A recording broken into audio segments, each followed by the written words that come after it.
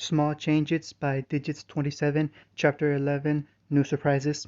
Weird, isn't it? Shisui whispered, voice slightly echoed around the small clearing where three masked shinobi could be seen seated around a small fire.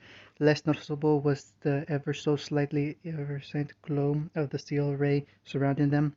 It both masked their presence from anybody who might stumble upon them, while at the same time protecting them from somebody powerful enough to see through the barrier. What? Naruto looked up from his meal of warmed rations. It definitely wasn't his favorite, but there definitely wasn't much option for food out on a mission, especially for Anbu. Unlike regular shinobi of the hidden village, Anbu weren't allowed to simply walk into other towns or villages in their uniforms. The removal of their mask on duty was strictly prohibited. Well, when was the last time us three were sent on a mission together, especially without Unitaicho? Itachi just nodded his head once, seemingly more in thought than his two comrades. I don't know why you're complicating, Tori. I thought you would be happy to have the team back together. Shisui nodded slowly with a small smile behind his mask. In truth, he was happy. Only seeing his friends in training and between missions had become too tiresome. He missed the thrill of working alongside his two best friends. Yeah, you're right. Never mind.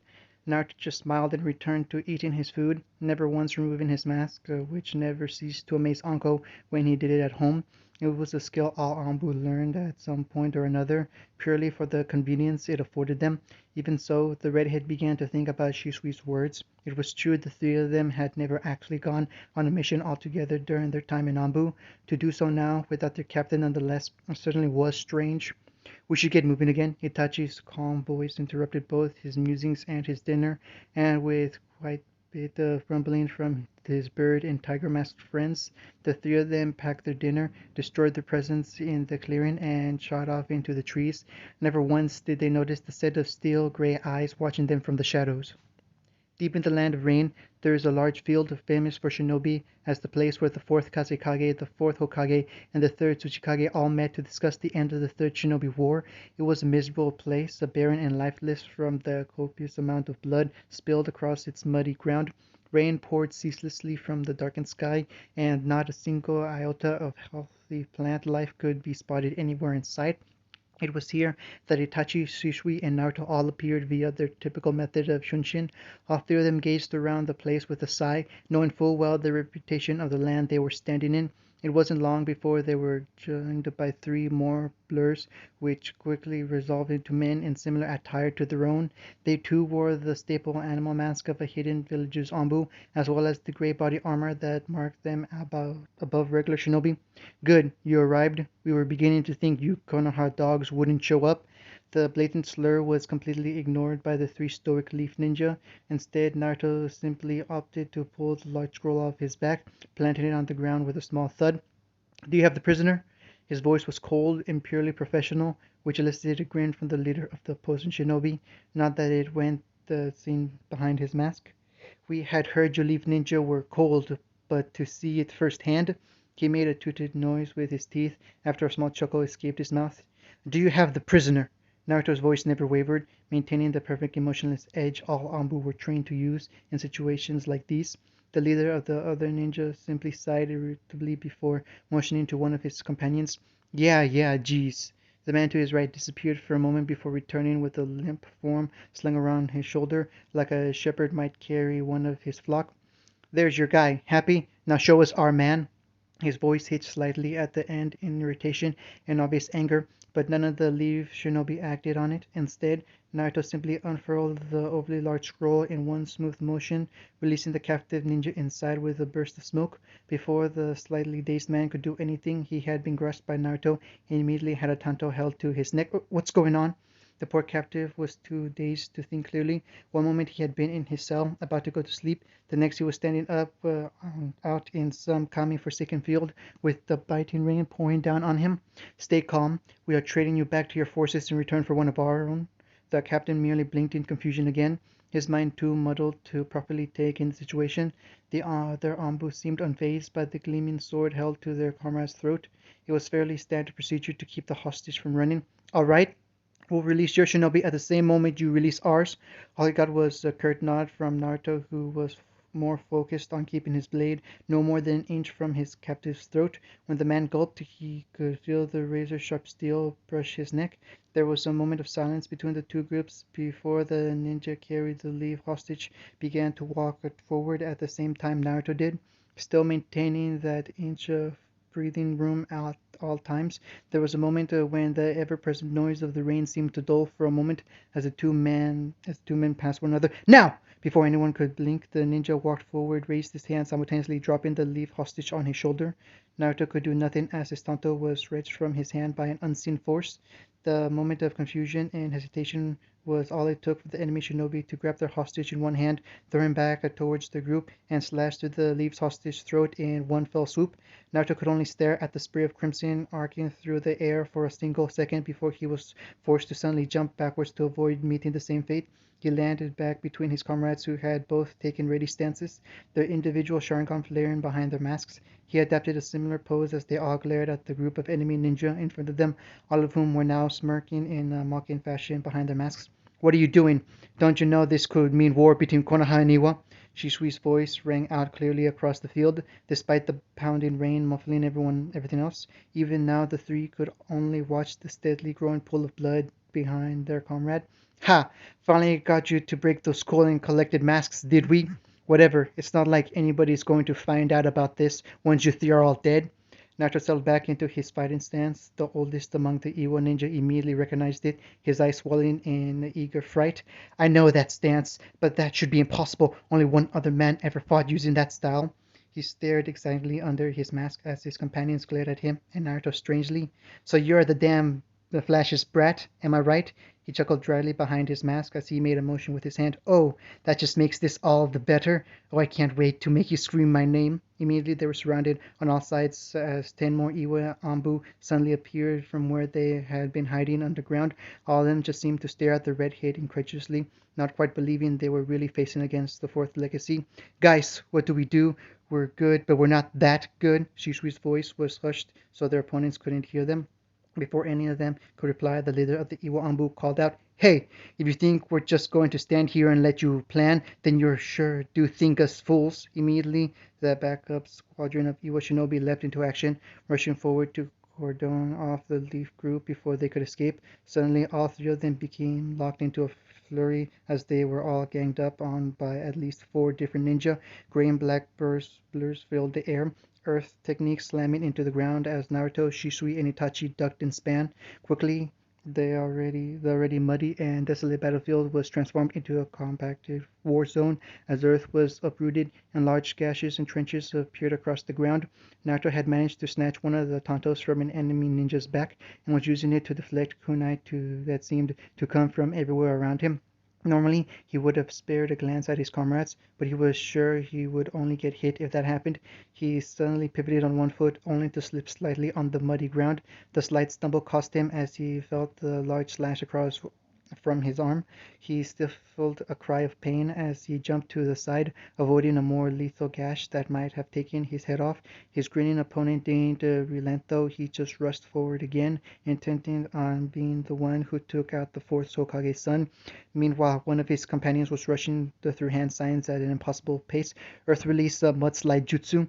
The already unforgiving terrain under his feet became a soup of quagmire, and his feet were immediately taken out from under him. Slimy flows threatened to bury him in neck deep. It was only by sheer reflex he reached out with a hand, grabbing onto a nearby stretch of reasonable solid ground, and using chakra to anchor himself before pulling up.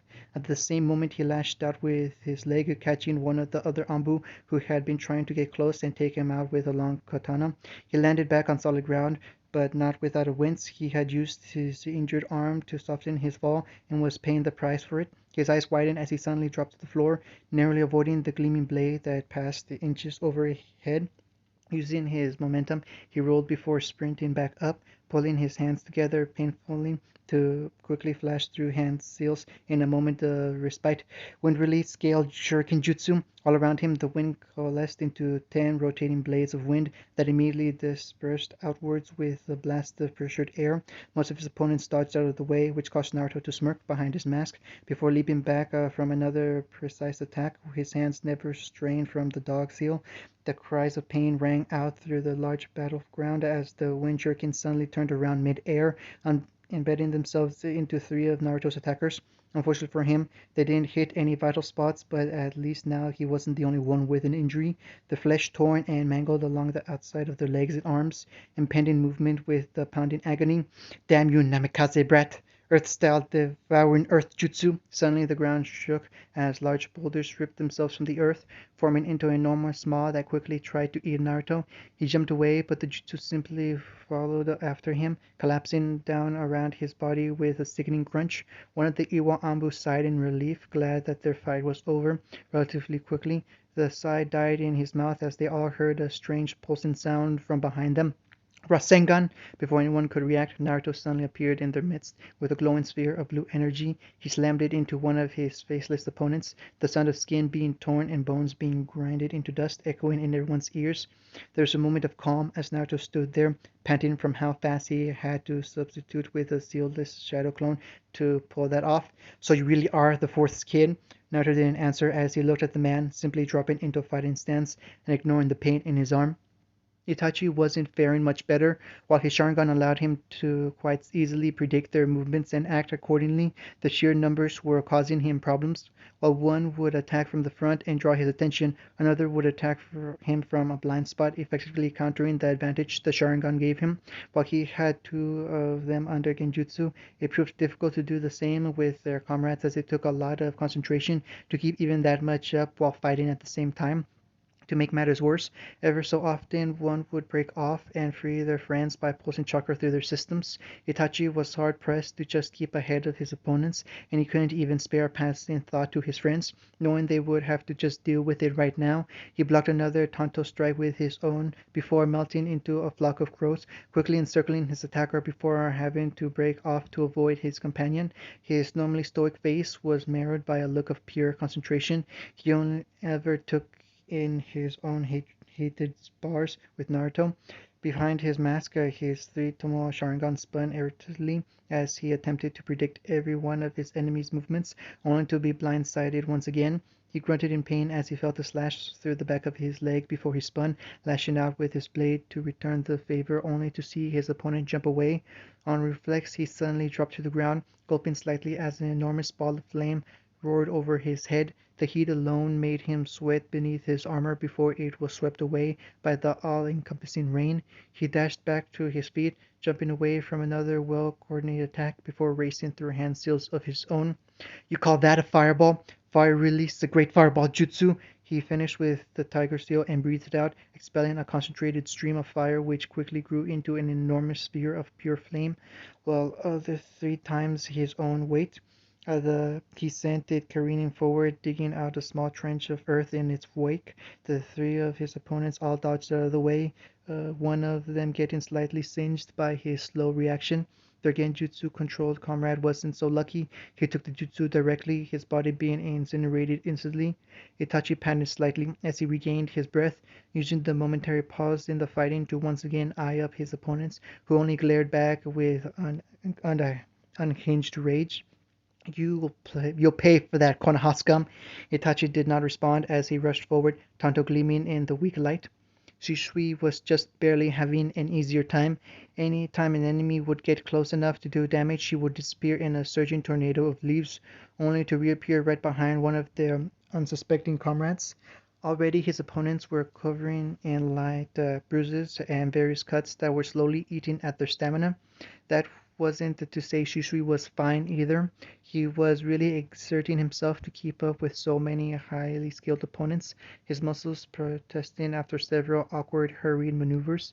They had quickly caught onto his abilities and were now keeping their distance, launching a long-range jutsu at him from where he couldn't reach them easily.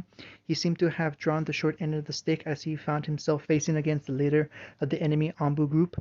The red patch on his mask identified him as an Anbu captain. The fight was dragging on, and as time passed, Shusui felt more and more of his energy draining away while his opponent seemed hardly phased. He vanished again, hoping to surprise his opponent as he reappeared in mid-air, a usually impossible stunt using the Shunshin. His plan failed though, as he was forced to twist his body in mid-air to avoid a hail of shuriken and kunai before he could even think about attacking the Anbu captain. He was forced back again, doing his best to dodge or deflect the weapons being sent his way.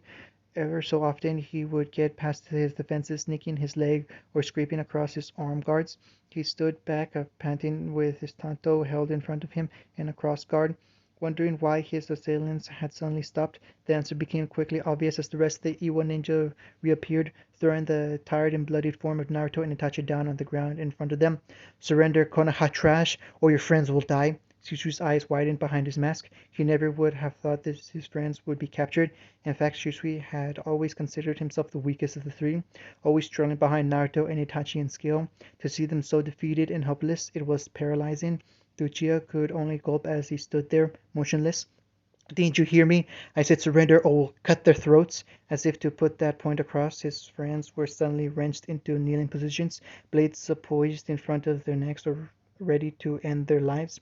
Sushi didn't know what to do. If he ran his exhausted condition, he would never get away before they caught him. Plus, he would never be able to live with himself. If he surrendered, then they would all be taken captive and most likely tortured for any information they had. Ambu procedures dictated he should kill himself in this situation, but they would still get Naruto and Itachi. He stood there trembling slightly with frustration and rage as his knuckles turned white from gripping his tanto too hard. He didn't know what to do. His mind raced at a mile a minute and his Sharingan spun wildly, unconsciously reshaping into a shape reminiscent of a four-pronged shuriken. The enemy Anbu captain just smirked behind his mask, reveling in the indecision and pure fear of his enemy. "Kota Amatsu Kamui." It was barely a whisper, completely inaudible beneath the roar of the pouring rain smothering the field. However, beneath his mask, the enemy captain's eyes suddenly dilated, his body becoming unresponsive for a single moment before he returned to normal. His hand suddenly shot up, shocking the rest of his squad as he motioned for the two Leaf Anbu to be released. "Let them go!" The other Iwa ninja only looked on in shock. None of them moved for a moment before the captain rounded on them angrily. "Didn't you hear me? I said release them!" A man to his left looked between his commander and the two prisoners, who seemed equally amazed. But Taicho, his voice was unsure as the rest of them felt. "But nothing! This is a direct order. We have what we came for. Now release them." After a moment of indecision, Itachi and Naruto were hesitantly released. The two quickly used the opportunity to race across to Shisui, who continued to stare at the enemy captain in a level glare. "We're done here." He made another motion, and the entire squad raced off back towards their own country. "What the hell?" Naruto was just as confused as he stood there watching the enemy ninja retreat from sight steadily. His concentration was wrecked though as Shisui suddenly wilted where he stood, swaying slightly before falling backwards. Naruto and Itachi caught him quickly and gently lowered him to the mud-covered ground before removing his mask. It was fleeting, but both saw his Sharingan shift back from its strange pattern to a normal Tritomo design. As Sushi lost consciousness, both his friends shared an uneasy look between them. Later on, after the trio passed back into the safety of their own borders with Shisui and Naruto carrying an unconscious Shisui and the dead body of the captive they had been sent to retrieve, they made camp in a small out-of-the-way clearing. After they got a fire going and had some food, the two sat around the flickering flame in silence. Shisui lay off to one side with a blanket thrown over him for warmth while the body of the former prisoner was sealed into the large scroll Naruto had brought. "Taka, what do you—" The stoic Uchiha raised a hand to motion for Naruto to be quiet. The raven-haired boy continued to stare into the dancing flames, the light reflection of his Sharingan as they rotated lazily. "I don't know, Tora. I've never seen anything like it before." He sighed heavily before sitting back, using his forearms to prop up his body against the damp ground. "We he wouldn't keep this from us, right?" Itachi shook his head slowly. It was really unlike Shisui to keep secrets from them, of any kind. It was an unspoken bond of trust between the three friends. They told each other everything. Naruto had already revealed he was the Jinchuriki of the Nine Tails. At first he was met with silence before Shisui managed to crack a joke about Naruto's stamina suddenly making sense. "No, I'm sure he doesn't know any more than this. than we do. Even though he sounded conflicted, inside he was pondering those words with unease. But what about that thing? He just looked at the guy, and it was like he was controlling him. Itachi sighed as he leaned backwards, this time propping an arm on his knee. I really don't know, but he trailed off as he stared into the flames, unsure of how to proceed. While it was true they didn't keep secrets, so what he was about to say was something dangerous to the clan. But what? Itachi looked around, gazing at Naruto softly behind his mask before returning his gaze to the flames. I think it was the monkey kill Sharingan. Naruto blinked owlishly at his friend before his gaze drifted to Shishui's unconscious body. The what? Itachi shrugged slowly, never tearing his gaze away from the fire, captivated by the randomly dancing wisps of orange. I don't know all the details. It's a legend even among the Uchiha clan, but it's said to be a stage above even the fully evolved Sharingan, only unlocked by Madara Uchiha himself. Nobody alive today even knows what it does, but beyond that, what he did, I have no idea. Naruto sighed as he looked at his friend's body again. I don't know how we're going to explain this to the Hokage or Lord Danzo. Itachi's gaze stilled for a moment as he finally looked away from the fire and towards his red-headed friend. We tell them everything, that is our duty. Naruto glanced around in shock, only hidden thanks to his mask. But if word gets out that Susui has that kind of power, he wasn't allowed to finish as Itachi cut him off again. We are Anbu, tools of the village, and it is our duty to report everything to our superior and the Hokage. Naruto sighed as he looked up at the sky, noting how out here on the outskirts of the country the stars shined more clearly. Right. He spared one last worried look at his friend before getting off to grab his sleeping bag. He had a feeling it would be a long night. It turned out that Naruto's fears seemed unfounded. By the time they returned to the village, Shisui was awake and had confirmed he had no idea what happened. One moment he was stressing over what to do and couldn't decide, and the next a word just seemed to appear in his mind. Apparently, he seemed to leave his body and found himself looking through the eyes of the enemy captain. While he couldn't control the man directly, he just thought about not wanting his friends to be hurt, and the man just acted on his own. When they gave their mission report to the Hokage, he was saddened by the loss of one of the shinobi of his village. However, he couldn't risk a war with Iwa. Both countries weren't exactly strong at the moment. Iwa after losing the Third Shinobi War, and Konoha due to the Kyuubi attack. He was willing to look past it considering Naruto and Itachi had taken out two of the assailants, and while Hiruzen generally wasn't a fan of the eye for an eye way of thinking, it was what was best for the village.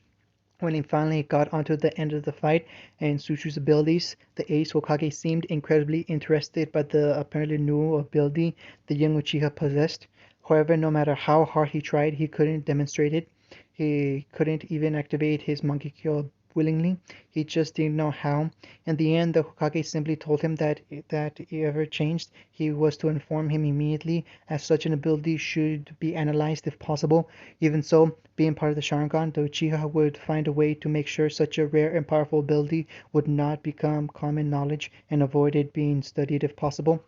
Currently, Naruto was wandering through the village in his civilian clothes, an orange sleeveless hoodie with a navy t-shirt underneath the beige cargo shorts. He was mulling over what Itachi told him back in that clearing about the village being more important than their own feelings. At least that was what Naruto took from it. For some reason, he particularly disliked the idea that Anbu, or even Shinobi for that matter, were simply tools for the village.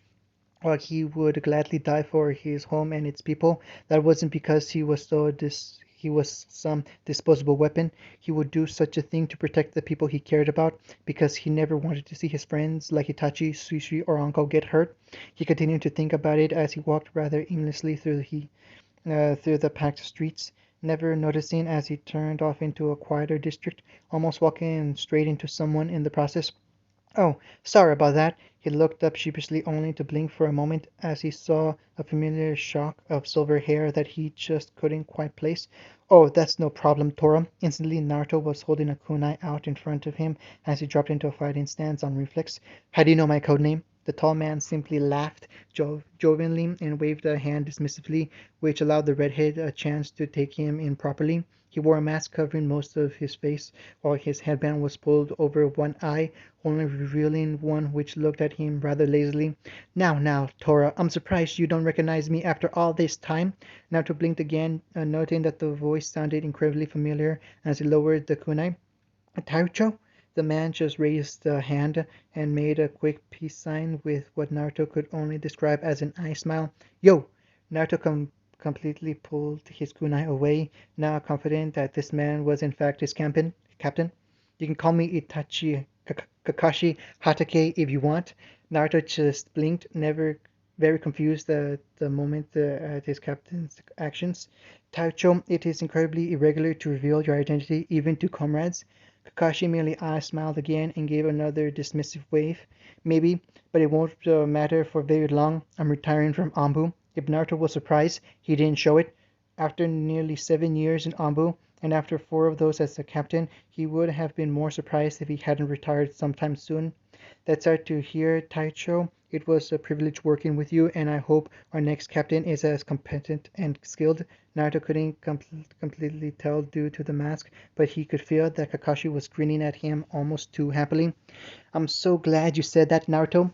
Once again, Naruto wasn't surprised. While knowing his codename would be unusual, his identity out of the mask and uniform wasn't exactly a secret. I was actually looking for you. Naruto raised a solitary eyebrow for a moment, regarding his now former captain with intrigue. Oh, why? Kakashi beamed again, although the only outward sign was his eye curling up again in that strange way. You know, I'm your father's former student, right? Although he didn't like to dwell on that, he nodded curtly. Yes, Kakashi nodded with a small, melancholy smile. Did he mention anything about me? Naruto thought back hard to the years. It's hard to recall. I guess he did a few times. Again, Kakashi merely gave a small nod of understanding. And what did he say? You can't remember? Naruto gave a small shake of his head. I'm afraid I can't. Hmm. Kakashi had a faraway look for a moment. Well, you've done your parents proud. He had the courtesy to blush slightly at that. Thanks, Taicho. Kakashi, please. Naruto gave him a somewhat reluctant nod. All right, Kakashi-san. He gave a more pleased nod with another of his seemingly trademark eye smiles.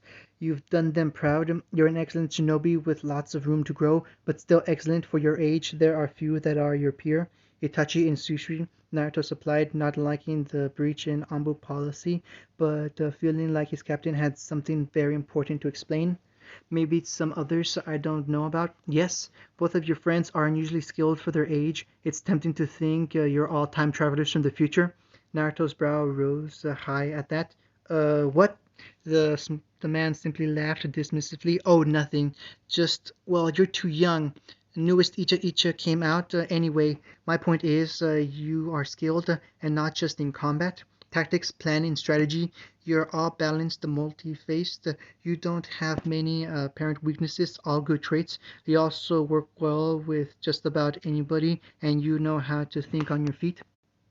Thank you, Kakashi-san, but I don't follow. You you will be my replacement. His perfect serene smile never broke as he said it, and true to his Zanbu training, Naruto didn't even raise an eyebrow. What? Why me? It was a perfectly valid question. In Naruto's opinion, there was a few people who might deserve the position over him, those with more experience and probably ability too. Because I decided it should be you. People look up to you and respect your decisions. You have no qualms ordering people, but still take others' opinions into consideration, and you have the power to protect your comrades. That time Naruto did blink. It was like he read it off a script. You certainly thought it through. Kakashi just smiled again, already looking like he was ready to take off, though I'm not convinced. It wasn't a decision I would make lightly. Naruto nodded at that. It was a position that took a great deal of responsibility and authority, just below the Jonin commander. What about Itachi? Kakashi nodded for a moment, apparently in thought, although from what Naruto had gathered on his personality, so far he may have simply been bored. I considered him, as well as many others who have many more years experience than you. He turned back to Naruto, the wandering and lazy gaze gone, replaced by the look of a man used to carrying the weight of command. But you have to trust that I have made the correct decision. If you start to second guess yourself now, then maybe I did. Naruto met his gaze evenly for a moment before nodding curtly once. Let's just say you're like a certain someone I know. I know that you'll succeed. All right. As if he had thrown a switch, the other lazier and carefree Kakashi was back with his eye smile and everything. Good. It'll be official in a few days. See ya, Naruto. He quickly vanished in a puff of smoke, leaving a contemplative Naruto in his wake. Well, that was strange. He shrugged it off and carried on walking. He would find out what Uncle thought about all this. It was her opinion that he actually cared about. His own just wasn't enough. Despite all Kakashi's praise, he wasn't entirely convinced. He needed to get her perspective, the only other person who might be able to settle his doubts. End of chapter 11.